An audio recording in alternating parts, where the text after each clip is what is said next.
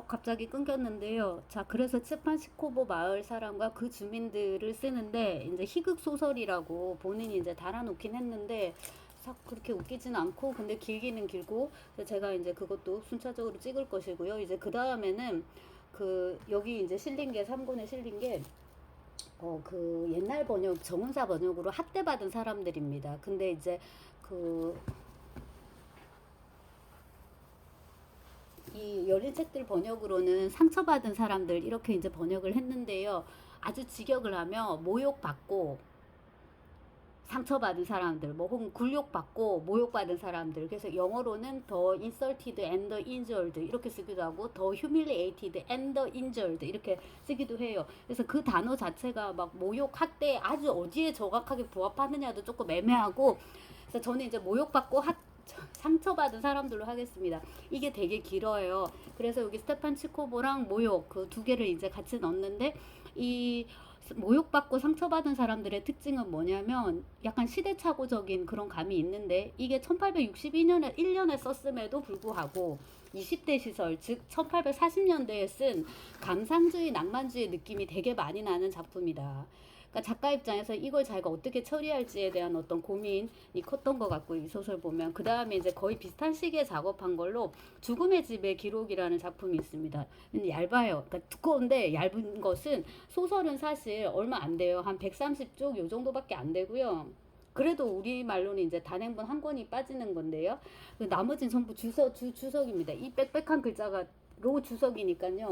뭐, 예, 이 전집이니까, 아카데미판이니까, 학술서니까 이해가 되는 대목이고, 요것은 이제 전형적인 다큐멘터리, 그러니까 기록 문학이라고 볼 수 있어요. 감옥에서 내가 이렇게 살았고 어쩌고 저쩌고. 그 다음에 이제 이게 독자들 사이에서 인기를 끌었던 것도, 젊은 작가가 뭐 살인, 뭐 강도 이런 것도 아니고요. 어떤 정치적인 이유, 국사범이죠. 정치범으로 형사리를 하고 그거에 대한 이제 경험을 기록한 거니까, 어떤 도스옙스키의 내면이나 그의 작품 세계에 대한 궁금증보다는 짜르치아 그 러시아 감옥의 어떤 실태, 그런 거를 알고 싶은 욕구가 더 커가지고 작품이 좀 많이 읽힌 게 아닌가 하는 생각이 들고, 제가 지금 다시 읽고 이제 정리하고 있습니다. 아마 이제 이게 저의 이제 올 여름 가을 숙제네요. 이제 논문으로 써야 될 것이고.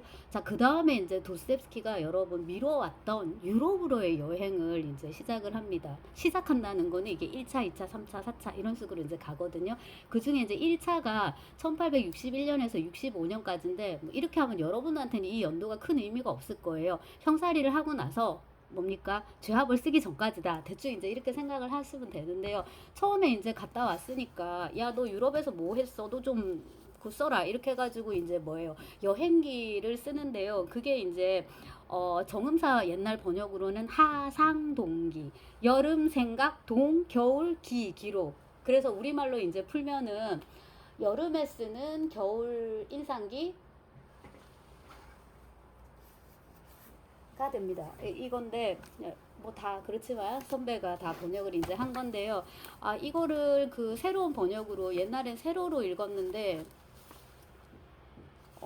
가로 할자판으로 이렇게 현대어로, 좀 표현이 웃기지만 현대어로 읽으니까는 상큼하더라고요. 그럼에도 불구하고 너무 너무 못 쓴 여행기다. 뭔 말이냐면, 이 여름 인상에 대한 겨울 메모는 기행문인데요. 이제 협소하게 장르를 정하면 기행문이라고 하기에는 너무 기행문스럽지 않아가지고 이제 못 썼다고 제가 말씀을 드렸는데, 이게 이제 그냥 못 썼다는 게 아니라 전범이 있잖아요. 기행문학의 최고봉은 누구의 괴테의 이탈리아 기행 이런 거잖아요. 그런 거에 비했을 때 이건 조금 그런 게 있지만, 도스옙스키를 보는 거죠. 그 다음에 이제 도스옙스키가 유럽에 대해서 어떻게 생각을 했는가. 그리고 이제 그 비슷한 시기에 여기에 이제 그 악몽 같은 이야기라고 지금 번역이 됐죠. 이게 이제 추악한 이야기라는 단편을 비슷한 시기에 쓰는데, 유럽 얘기가 없지만 유럽을 배면으로 해서 어떤 러시아 정체성 이런 거, 민중과 뭡니까 그 지식인 귀족의 화해 이런 문제에 대해서 그것이 얼마나 어려운가에 대한 이제 고민을 희극적으로 좀 담은 건데, 너무 이것도 좀 재미가 없었고요.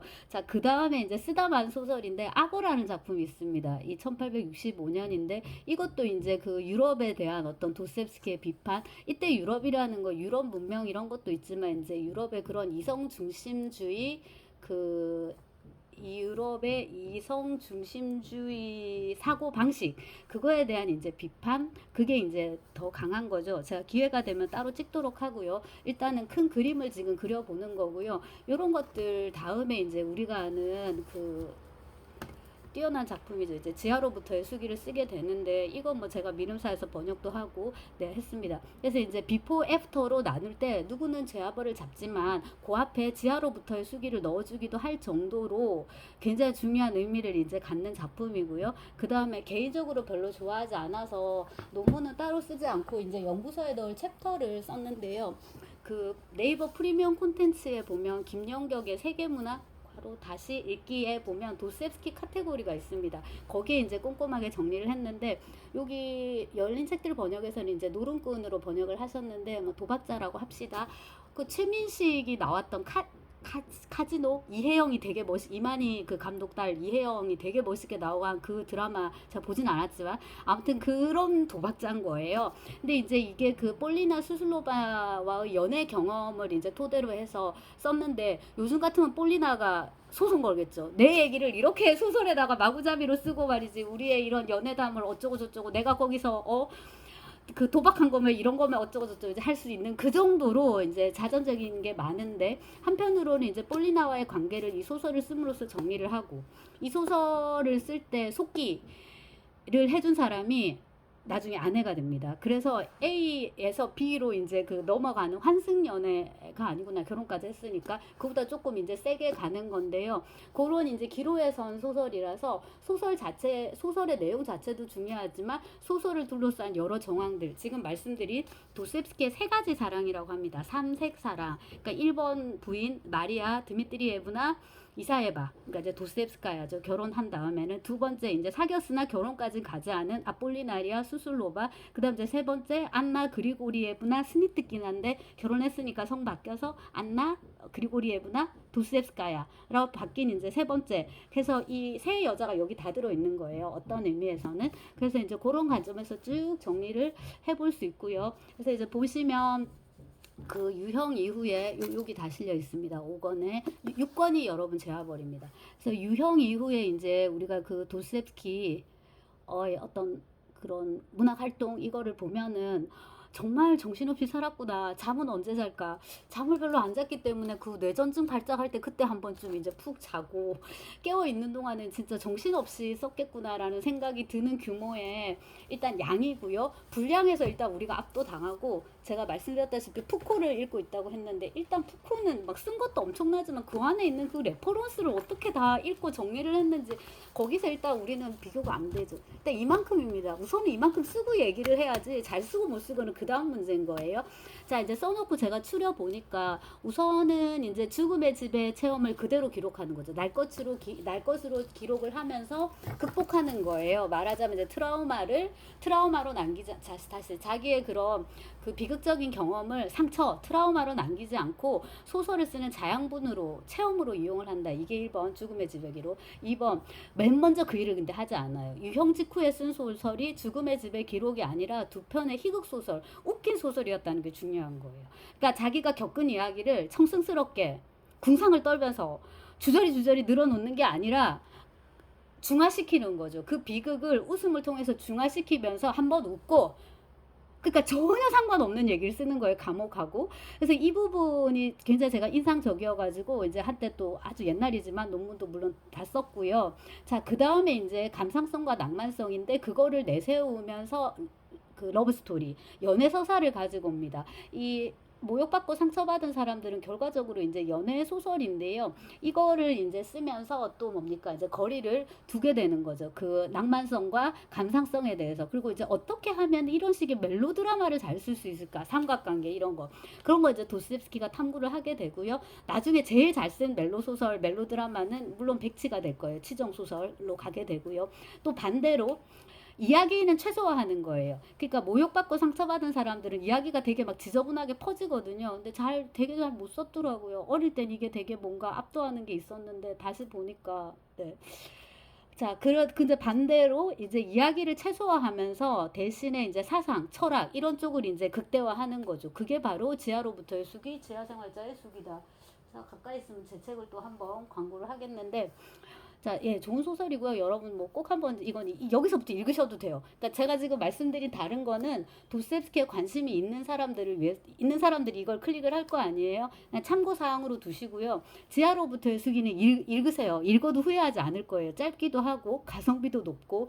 자, 그리고 이제 앙드레 지드나 뭐 제가 진짜 책장사처럼 많이 이제 떠들었는데 앙드레 지드나 막 까미나 이런 사람들이 여기서부터 이제 우리가 아는 도스토옙스키다라고 이제 할 정도니까요. 자, 그래서 지하로부터의 수기를 통해서 이제 진정으로 도스토옙스키는 죽은 자들 사이에서 부활했다라고 할 수 있는 부활 이상의 부활의 성과를 거두게 되죠. 단순히 부활했을 뿐만 아니라 이제 그 변태를 겪는 거죠. 애벌레에서 번데기 거쳐가지고 이제는 진짜 성충으로 나비로 뭐 이렇게 가는 거고요.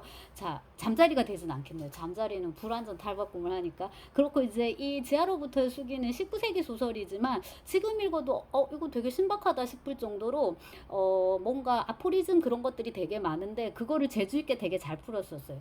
요즘으로 치면은 쿤데라식 에세이 소설이라고 부를 수 아마 이제 있을 것 같고요. 그런 거하고 맥락이 좀 통하고. 자, 그 다음에 이제 다섯 번째는 도스토옙스키와 유럽인데요. 제가 아까 중간에 그 하상동기, 그러니까 여름 기획에 대한 여름 인상에 대한 겨울 메모 그거 이제 말씀을 드렸는데요. 그것만 있는 게 아니거든요. 거기에 이제 나오는 유럽에 대한 여러 인상들이 제하로부터의 수기에도 들어가게 되고 이후에 이제 쓰는 뭐 제하벌이라든가 뭐 백치 까라마조프 백치도 이제 외유에서 이제 썼기 때문에 다 이제 연결이 돼 있어서 그렇기는 연결이 돼 있기도 하기 때문에 이 주제도 이제 집중적으로 봐야 되고 그거하고 이제 엮어가지고 악어라든지 뭐 도박자라든지 그 다음에 뭐예요? 유럽 냄새 전혀 나지 않는 것 같지만 유럽을 배면으로 하고 있는 추악한 이야기까지 이제 묶어가지고 중기 도스토옙스키 이렇게 이제 우리가 칠 거고요. 아까 제가 지하로부터의 수기랑 도박자를 말씀을 드렸는데 도박자가 사실상 제아버라고 같은 시기입니다. 그러니까 중기하고 후기 도스토옙스키를 나누는 거는 시간 개념이 아니에요. 1866년, 1865년이니까 나이로 봐도 똑같이 이제 40대 중반이고요. 사실 도박자를 쓸 때 이미 뭐가 시작되고 있었어요. 제아벌의 연재가 시작되고 있었고 도박자를 구술하기 위해서 속기사를 보내달라고 요청을 했을 때 제가 갈게요 혹은 네가 가라 해가지고 나타난 예쁘장한 소녀는 아니지만 처녀 안나는 왜 얘기를 했죠? 아무튼 이제 도스토옙스키는 되게 실망이었는데 좀 관록이 쌓인 속기사를 보내달라고 했는데 왜 이런 풋내기 아가씨를 보냈지 하고 조금 되게 불만이었는데 굉장히 이제 일이 잘 된 거예요. 이 속기도 빨리 해주고. 제가 왜 얘기를 했냐면 안나 그리고리 예브나가 나타났을 때 그녀는 자기가 지금 죄와벌의 작가를 만나러 간다는 걸 알고 있었어요. 그때 이미 그 소설이 러시아 통보에 연재가 되고 있었고 독자들 사이의 반응을 얻고 있었고 안나도 이제 독자로서 이미 이 작가 도스토옙스키의 어떤 위상이랄까 그 사람의 작품 세계 이런 거에 이제 관심이 있었기 때문에 또 기꺼이 나선 것도 있고요. 자, 그래서 이제 도박자를 쓰면서 제아벌로 넘어가는 시기가 1865년, 66년인데 연도로는 그렇지만 작품이 너무 차이가 나서 여기서 딱 끊어가지고 이제 중기, 후기 이렇게 나눠보려고 합니다. 자, 제가 돌려서